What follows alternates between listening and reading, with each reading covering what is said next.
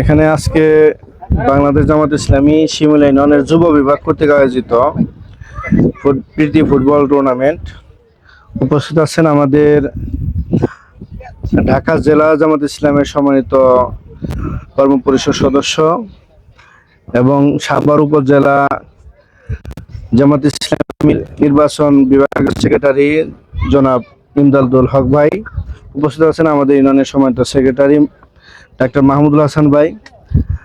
আর সম্মানিত খেলোয়াড় বায়ু বন্ধুগণ, আসলে আজকে যে খেলাটা আমার কাছে মনে হচ্ছে যে দুই দলই খুব তরুণ খেলোয়াড়।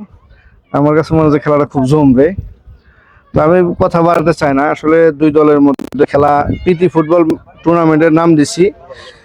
এখানে যেন কোনো ধরনের অপ্রীতিকর ঘটনা না ঘটে। খেলার মধ্যে জিততে হবে এটা ঠিক আছে, কিন্তু কোনো ধরনের ক্ল্যাশ মুক্ত আমরা খেলা চাই।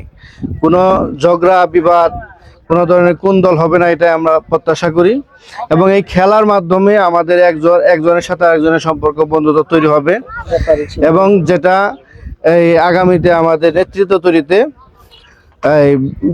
হবে, একটা অবস্থান তৈরি করবে। আর একটা ব্যাপার, এখানে রেফারি আছে, রেফারির সিদ্ধান্ত আমরা চূড়ান্ত বলে মেনে নিব। এখানে বাইরে থেকে কোনো ব্যক্তি বা কোনো রকম কারো কথাবার্তা এখানে করা হবে না, গ্রহণযোগ্য হবে না। আমি সকলকে ধন্যবাদ জানিয়ে আমি কথা শেষ করছি। আসসালামু আলাইকুম রহমতুল্লাহ।